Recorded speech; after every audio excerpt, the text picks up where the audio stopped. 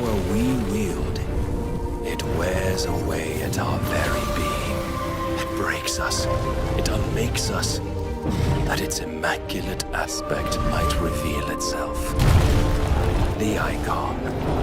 Square Enix, and although haven't yet officially revealed a specific release date here, well, came out and once again went on and teased Final Fantasy 16 and said the game is releasing for the PlayStation 5 and eventually PCs around summer next year. Not just this, obviously, a new trailer to accompany the update was also aired too. Final Fantasy 16 won't really be much of a multiplayer this time around, but an individual experience according to developers and heavily focused on story and its single-player campaign. In order to see us unto tomorrow.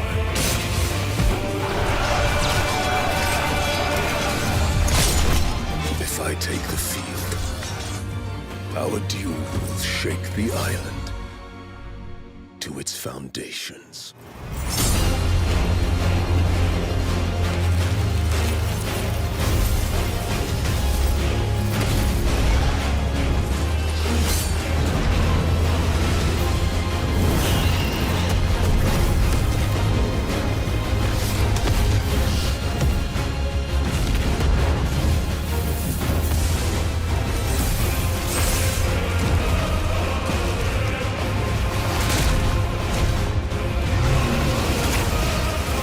There will be losses, it is true. Yet for every citizen who falls, another can be bred. For every home that burns, another can be built. The Empire will live on. Tyranny. Man finally defeated its overlord. But gods do not fall forever. The champions of war united and began the eternal watch over their tyrant's colossal remains.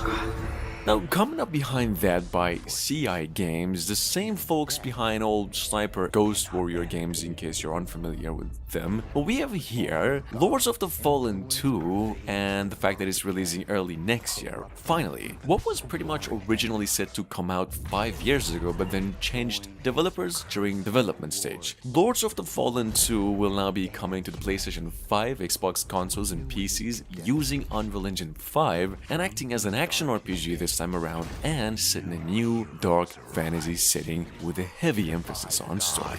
One must embrace the darkness, and so lies our only hope.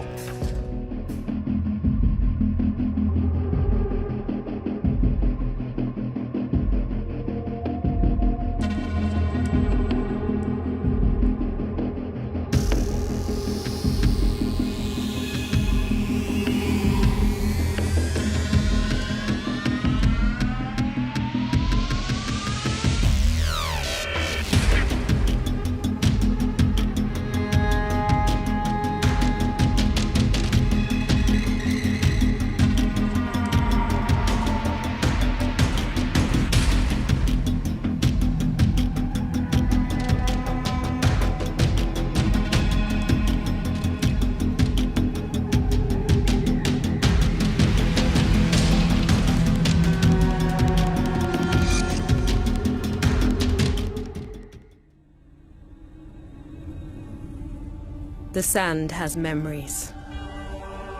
Memories of our past, when gods walked this world, and our heroes stood amongst them.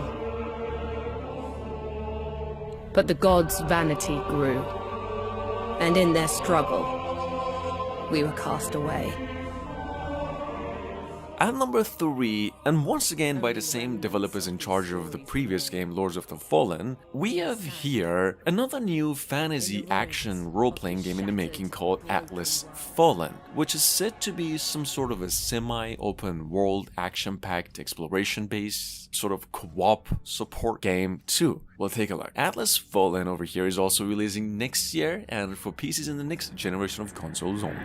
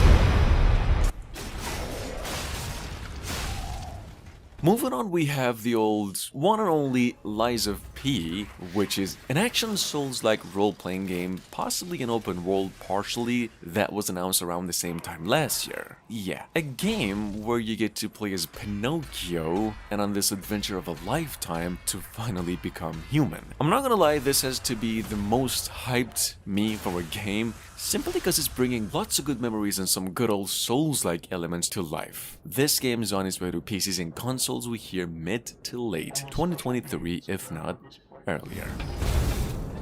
Ugh, this is definitely not the nicest neighborhood in town. Oof. Oh, I forgot to introduce myself. I'm Gemini. What? I'm not the Gemini you first met?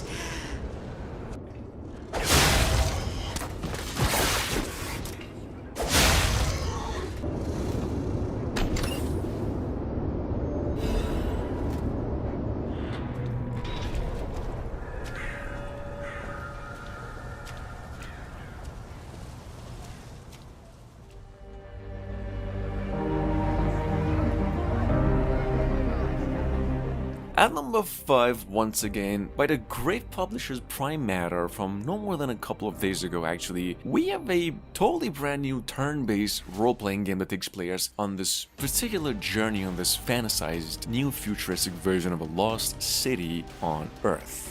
Now, something here called Motto Anomalies, as you've guessed, an anime-style visual novel, sort of detective noir, and as I've mentioned, role-playing game. This one's releasing for all consoles and PCs we hear early next year.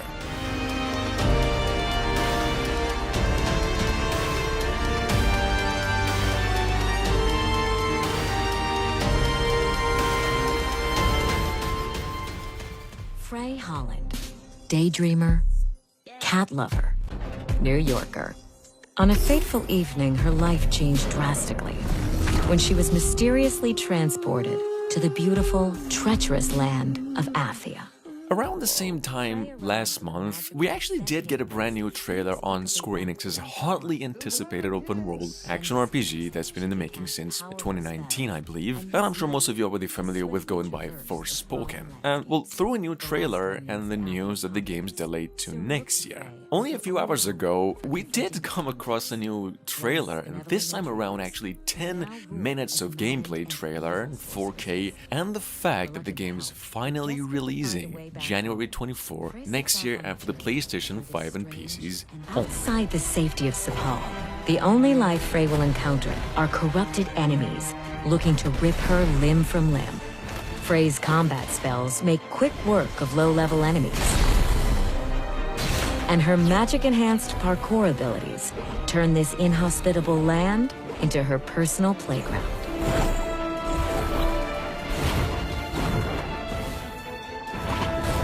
Treasure chests dot the landscapes and contain items used for crafting or trading with vendors back in Sepal.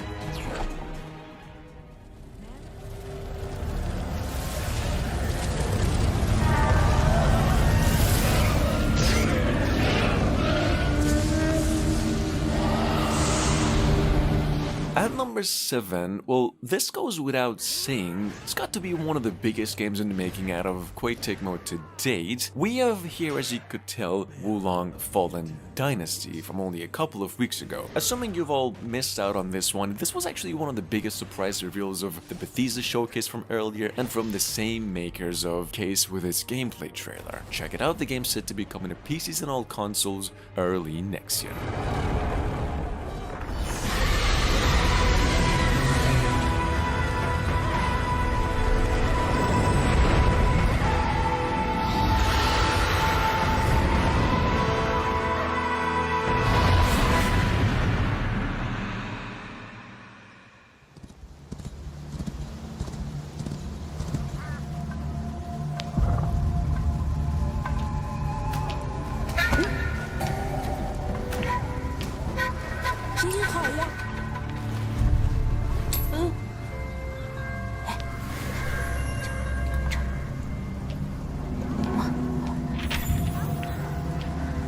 At number 8 here, we have from a little less than 24 hours ago, something called Where Winds Meet. A brand new open world role-playing action-adventure mix. I've actually mentioned this one just a couple of days ago, and pretty much sit within the period of medieval China and through all the wars. Now in terms of story, and I believe partially, the game is inspired by Ghost of Tsushima and some other games. Where Winds Meet is a PC exclusive and possibly releasing mid to late next year.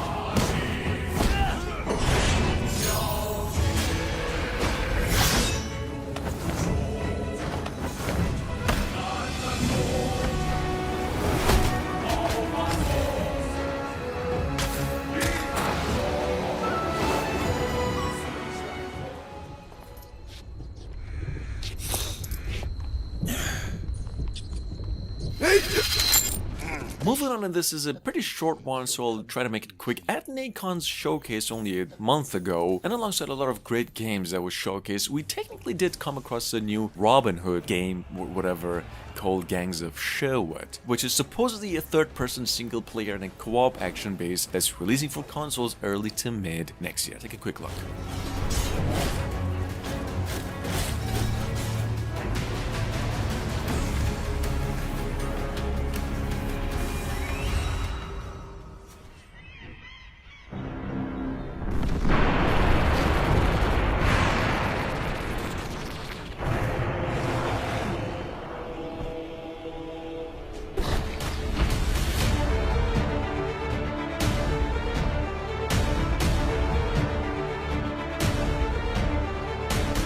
Coming up behind that at number 10, we have Mortal Right, which is a roguelite, Souls-like, developed by this 5-man team called Round Toast Studios that actually started development since last year, and through a Kickstarter campaign that I believe is still live in case this is something right up your alley you could support. And besides the Souls and Rogue, as you can see, the game actually mostly consists of hack and slash and role-playing elements, and it even supports co-op for up to 5 players online. Check it out, this one's coming to PCs only for now, and due out possibly later this year.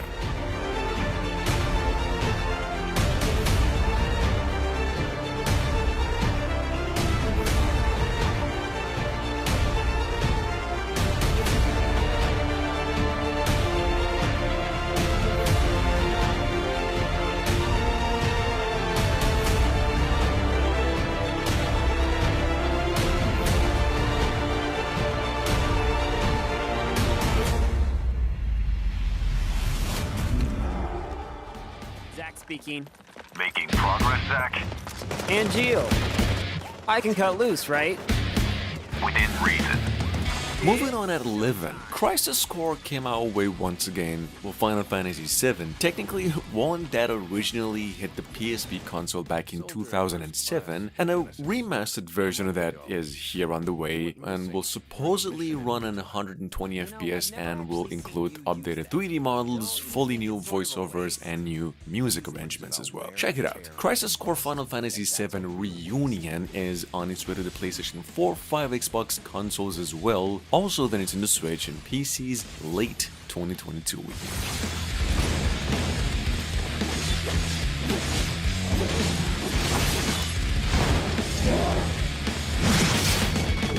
Project G gave birth to the man we know as Genesis. Project G. Project Genesis. Settle down, Zack the puppy. What do you know? Shit-roll lapdogs!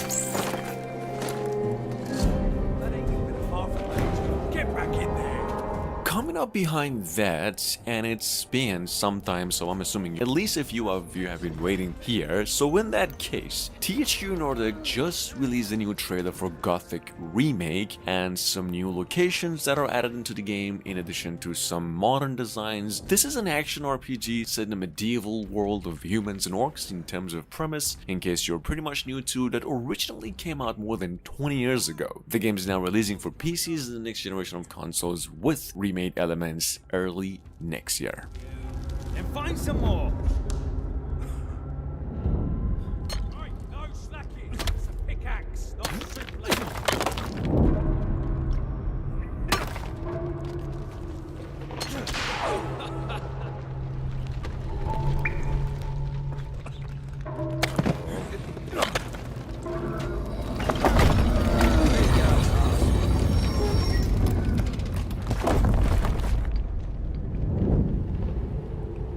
See nothing. Come on, let's head back. This is too dangerous. Now go back to that piss hole of a camp. No way, man. Not until we find that stuff. Instead, they unleashed a pestilence on our world. No one yet knows if you can kill a god. I, for one, intend to find out. Now, at number 13 by Kelper Interactive, the same folks behind the first-person shooter horror game in the making since 2017, Scorn, we just came across a new gameplay trailer for Flintlock: The Siege of Dawn. The game is now releasing for all consoles and PCs between January to March next year. Flintlock, for those of you new, however, was one of the new titles announced during the Bethesda showcase as an open-world action RPG where guns and gods collide. Take a look.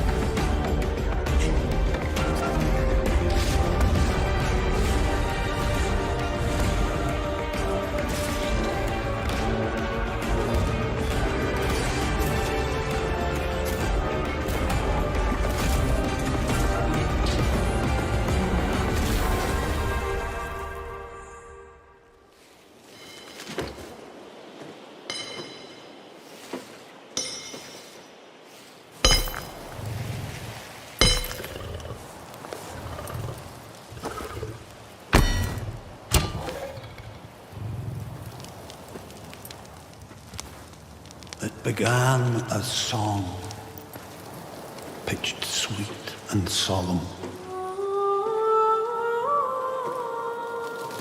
They that heard came hollow, fallen.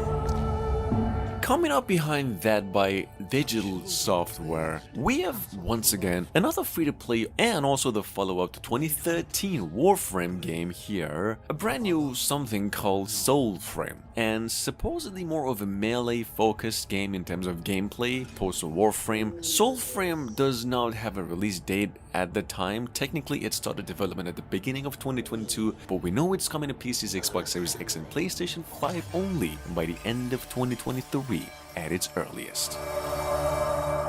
Yet young the pale of Odin's sky live verdant fields of rain and wild, where omen beasts of Alka's lost remember still and tell the ghost.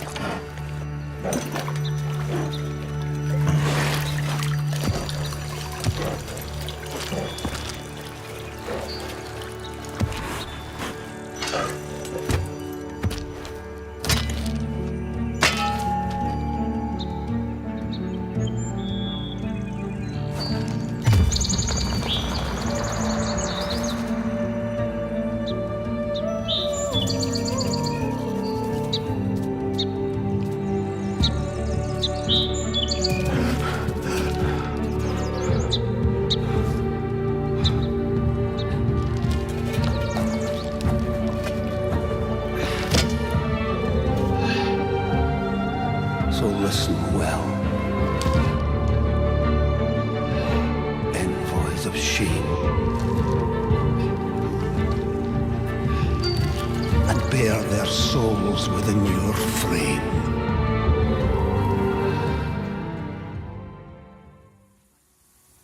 This land is not for the weak.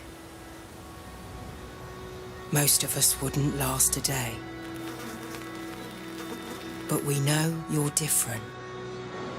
Even the Raven could see that. At number 15, we have from earlier this year on our radar a almost brand new open world roguelite something called Ravenbound, which is described by its developers as something with the challenge of a roguelite and the choices of an open world game, inviting you to explore its large fantasy planet either on foot or in the sky as the Ravenbound. There's one problem: Ravenbound doesn't have a release date yet. It's under kind of early development and it's set to be released for PCs only. It's a force stronger than you can imagine. But just as dust, carried by the wind, can level mountains, you can wield unimaginable power if you let it wield you.